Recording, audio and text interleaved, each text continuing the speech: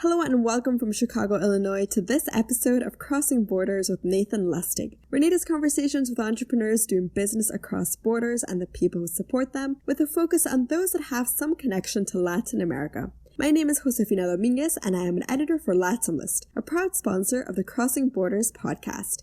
Sign up for our weekly updates on LatamList.com to get a summary of the week's biggest headlines in Latin American tech news. Nate's guest today is Benjamin Labra, co-founder and CEO of Houm, an all-in-one platform that helps homeowners rent and sell their properties in Latin America. Houm is also a Magma portfolio company. In this episode, they talk about the pain points of the home buying and renting process in Latin America, as well as Benjamin's decision to jump into tech. They also discuss how US investors' perception of Houm changed with their expansion and participation in Y Combinator, and Benjamin shares advice on how to maintain company culture once you go remote. We hope you enjoyed this conversation with Benjamin Labra.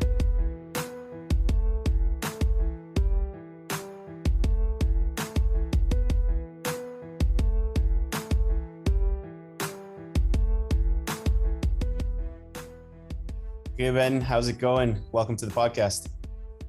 Thank you. Very nice to see you again, Nate. Thanks for the invitation. You too. It's been a while, like almost a year and a half, 2 years since we've seen each other in person. Exactly. Yeah.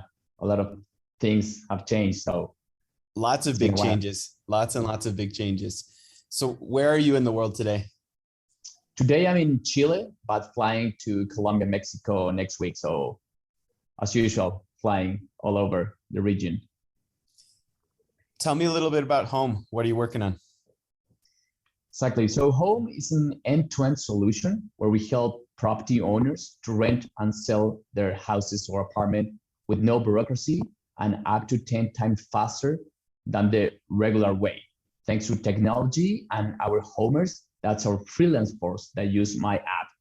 So basically, we find tenants, we do property management, and we guarantee the payment every single month, even if the tenant doesn't pay. On the for sale side, we find a buyer, we advise him on the mortgages. All of this very easy, quick, and safe. Talk a little bit about what life is like for a property owner or a renter or someone selling their apartment who doesn't use you versus using you. Like what's the before and after if someone switches to using you? Yeah, I mean, I would say in the whole LATAM is very, very big pain. Why? Because we don't have an MLS, so there is no information at all. So you don't get to see like what is the actual prices of the transaction. So that makes like the process is very, very long. And that means that takes like it's very expensive for both tenant or buyer and the property owners. So it takes forever to rent, to buy. For renting, for example, you need to have another property without mortgage to put it as a collateral, as a guarantor. And if you want to buy something or you want to sell, it's gonna take like very, very, very long, it up to 1 year. So it's very, very painful, the real estate in LATAM. So we don't have like agents, you don't need to be certified to operate, so anyone can be one. So a lot of scams. So it's a very, very big pain in a huge, huge industry. So we'll dig more into the problem and how you're solving it in a little bit here, but wanted to go into your background. Did you always know you wanted to be an entrepreneur, or is it something that came up in your career? Two things. I always knew that I wanna do something on my own. And secondly, I always knew I was going to be related to real estate. Why? I'm coming from a real estate development family. So my granddad was one, my dad is one. So I got the first picture of myself in a construction site when I was 5 years old. So I've been related to real estate my whole life, like bricks and mortar all over. And I started business in Chile. Then I did investment banking for a couple of years. Then I went to United States. I went to Columbia University. I studied a master in real estate development. Then I came back. I met my co-founder Nico in Manhattan. We got together. He was also Chilean. So we said we had to do something. We got back to Chile. We started our own private equity real estate firm. where we did commercial real estate for 4 years. We managed around 100 million in real estate assets. So I've been related to real estate my whole life, the whole cycle, development, property management, asset management, financing, and so on. So I really know like where are the deep pain points in the whole chain. So that's why for us, it is so easy and we really know like what we are doing. You're one of the newer wave of the Chilean entrepreneurs that are expanding across LATAM, kind of corner shop guys were the first ones. And now there's Notco and there's Global 66 and Fintual and you guys. Talk a little bit about how the ecosystem has changed, and also having studied in New York changed your perspective on building a business just in Chile versus across LATAM. Yeah, I mean, it is exactly what you say. I mean, for a long time, like Chilean guys have been very, very motivated, very smart guys, like huge companies that started in Chile, like the retailers, the biggest one in the whole region are Chileans. But what happened is we're a small country. So that's why we jumped out of the country and we got into Colombia, Peru, Mexico, and so on. And what happened before, like all the talent, like used to go out of the school, they went to the banks, they went to investment banks firms, they went to consulting, they went to these huge retailers. And now this is changing, and all of this huge talent that we have now, they're seeing this huge opportunity, like what venture capital is doing in the region, like the startups that you said, Corner Shop, like Notco now, and they see that this is possible, that what like other startups are doing in the region. And we see like the potential that we do have here. It's a very small country, but very competitive. So the guys who really do well in Chile are gonna do well outside of Chile. There's no doubt about it. And there is like track record of big companies doing that. So now people really believe in it. They have seen it, and now they're doing it.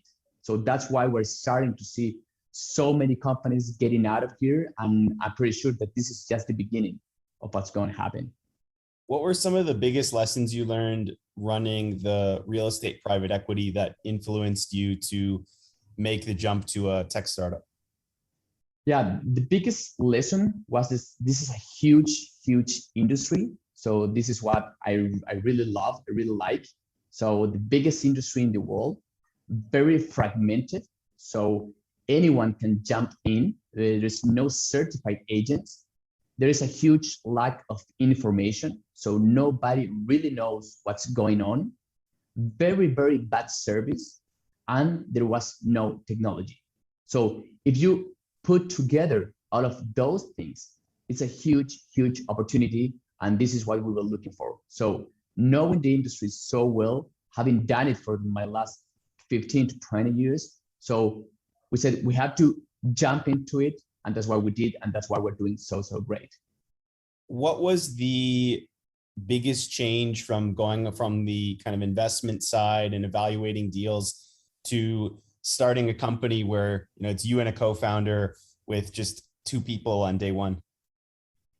Yeah, huge changes. I mean, as I told you, real estate is so big, and because it is so big, it is very slow. So you go fundraising for a project, until you go fundraising and you finally get it done and producing income, it can take up to 3 years.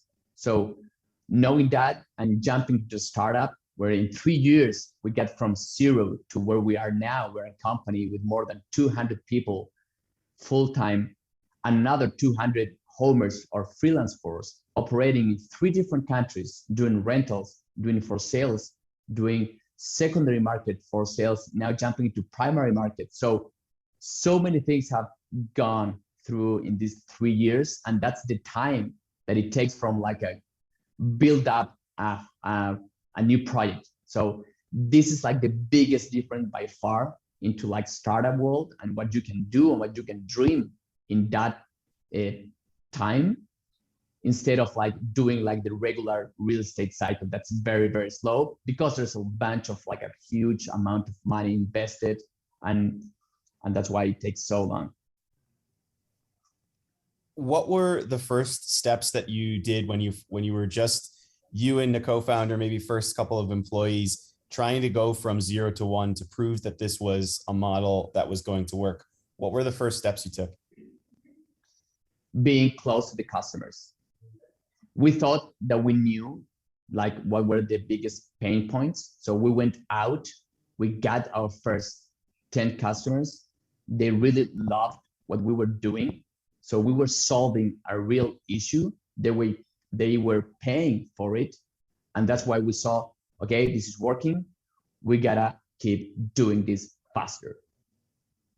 And I think for the maybe the US or the non-LATAM listeners, it would be good to talk a little bit about just the basics of renting a property. I'm in the process of trying to rent a property now in Mexico.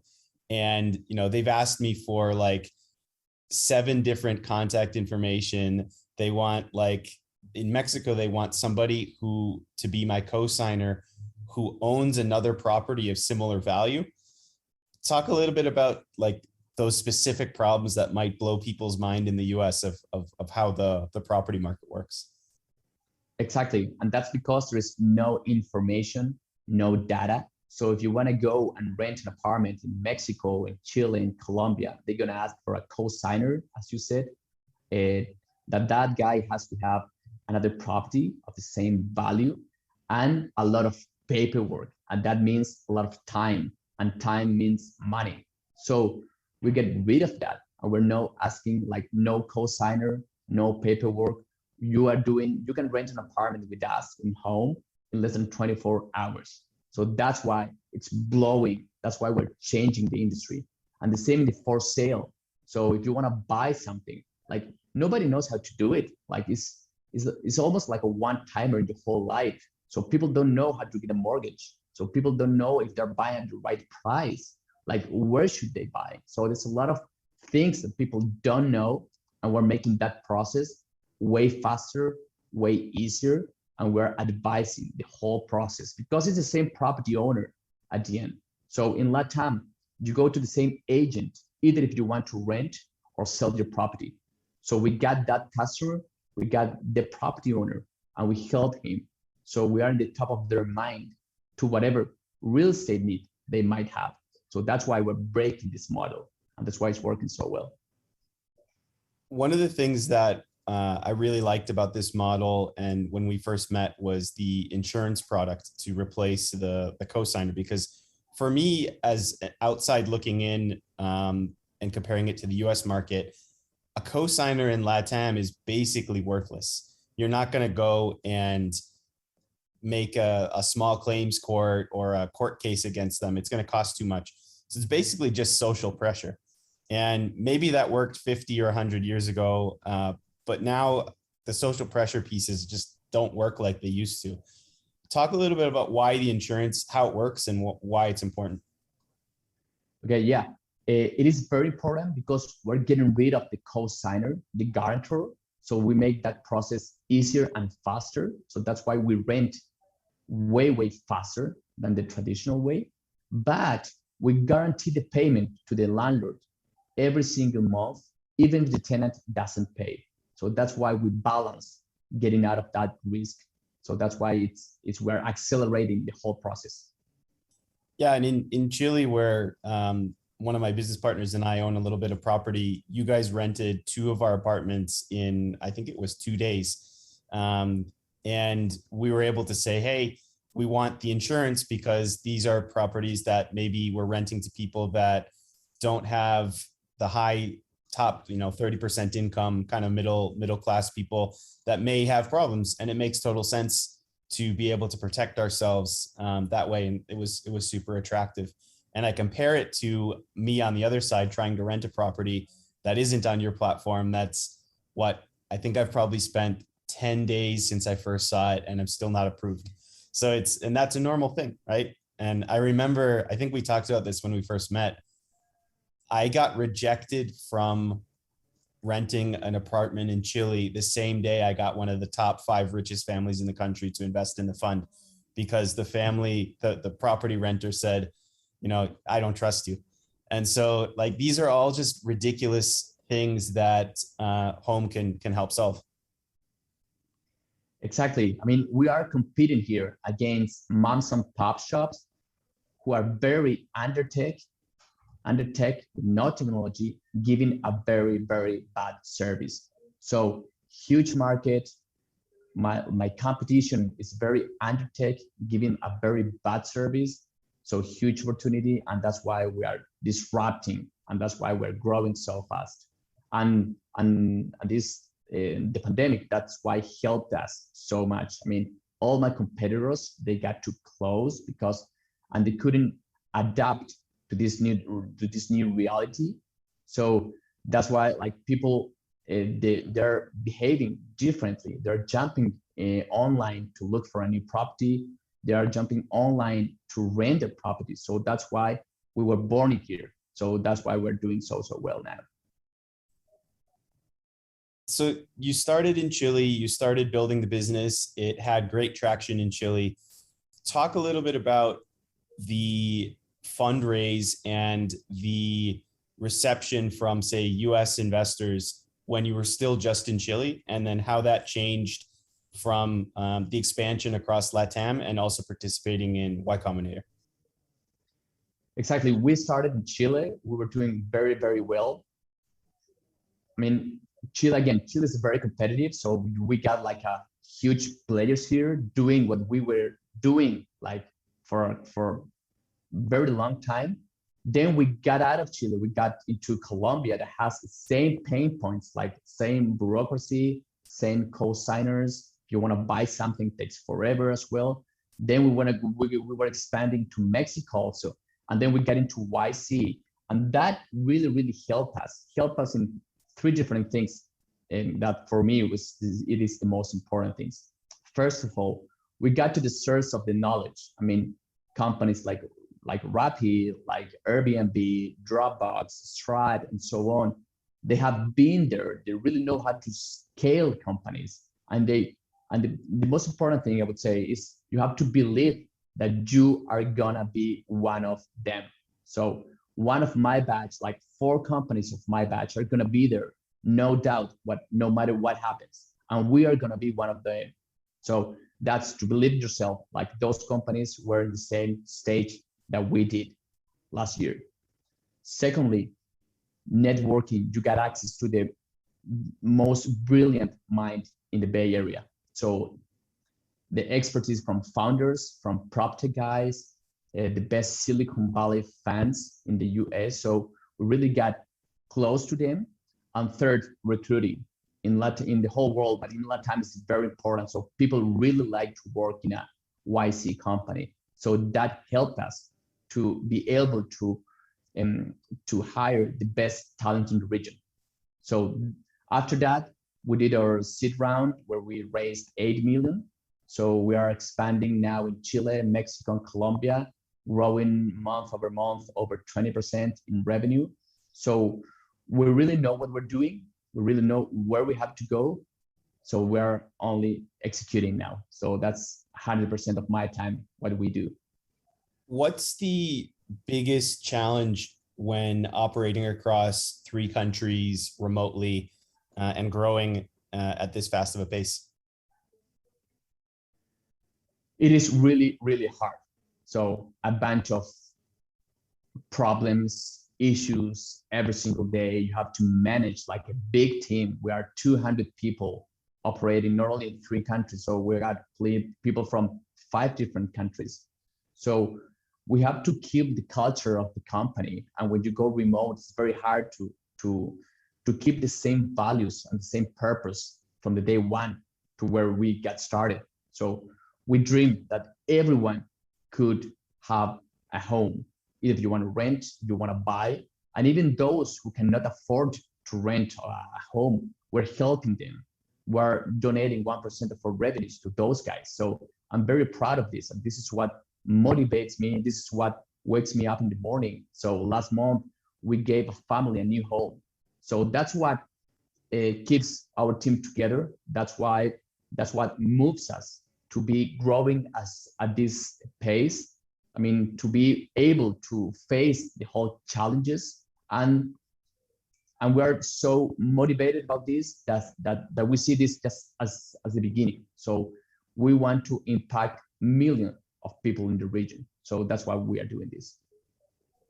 What advice would you give to entrepreneurs in some of the smaller countries in LATAM, like Chile, Peru, Ecuador, Uruguay, that have the ambition to build something big and maybe are dominating their local country?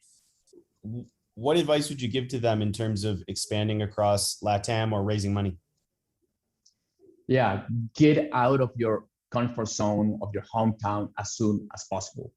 As I told you, and what I got out of YC is to believe in yourself that you are gonna be the next big company. That if you really believe it, if you really like it, if you really believe in the purpose of what you're doing, you're gonna be able to do it. So get out of there as soon as possible and go and conquer the other markets, the other region. And if they do have like the same pain points, for example, in the real estate, if you get Mexico, Colombia, Brazil, Chile, they all share the same issues. So get out of there as fast as you can, because that is what's gonna make your company like big enough. There's been some pretty big fundraising rounds in Proptech over the last, say, 6 months to a year. What do you make of the boom in Proptech in LATAM? For me, it's pretty easy. It's what Mark Andreessen said. In a turtle market, you can have the best product in the world and an absolute killer team, and it doesn't matter, you're going to fail. So the most important thing, it's the market, it's the industry, and we are happy to be in the biggest industry by far. So people really love what we are doing. So there's no doubt that this is working. So it's going to be just a matter of like how fast can we move to make this happen. Do you have any books, blogs, podcasts, or documentaries you like, whether it's about startups or just life in general? Yeah, I mean, this is a classic now, but The Hard Things About Hard Things of Ben Horowitz. It's a great book, and all the guys that want to jump into a startup, want to start something up, it's definitely a must, what you should read, and you're gonna see like the reality of how this is. If you could go back to when you were first starting Houm, knowing everything you know today, what advice would you give yourself? I would say to myself, get out of Chile even faster. So right now it might seem a bit crazy to be operating in 3 different countries, like a 3-year-old company operating in 3 big markets like we are now, but we should have done it even faster. As you said, like Corner Shop, they got started in Mexico and Chile in the same moment when they got started. So get out of here, like think big, and there's never like big enough. So think big. I remember we had a conversation right before you were going out to apply to YC about domain names. What would your advice be to founders around domain names when they're first starting out, but then starting to grow? Exactly. I mean, and this is thanks to you. Houm is a 4-letter domain, and when I speak with US investors, I mean, they all got started. I mean, how did you get that domain? Like, how much was it? And again, you have to think big. And if you're gonna be the next Airbnb, the next Uber, you gotta have like a huge name, a big domain. So think big, make something that is gonna work anywhere in the world. And that's what we did. And thank you on that. There was the Facebook moment. I hope it was a better moment than the one in the movie. But what's next for Houm over the next year or two? We have a very ambitious plan. We're growing very fast, as I told you, but we are ready to move even faster. So we want to cement the position as a leader in the Proptech in the Spanish-speaking countries of LATAM. and we still got plenty of room there. So in the short term, we're going to focus in Mexico, Colombia, and Chile. And then we have a huge plan that we're going to deliver. Well, it's going to be fun to keep watching you and supporting you as you execute across the region. We'll definitely have to do a round 2 at some point in the future. Yeah, thank you for being with us from the beginning and to being part of this. It's been really fun. It's been great. Thanks for doing the podcast. I really appreciate it. Thanks again for listening to this episode of Crossing Borders with our guest, Benjamin Labra. And thank you to Angel Andraca for producing this podcast. If you enjoyed this episode, please share with a friend and give us a rating on iTunes or wherever you listen to podcasts. It's the best way to share what's going on in Latin America's ecosystem.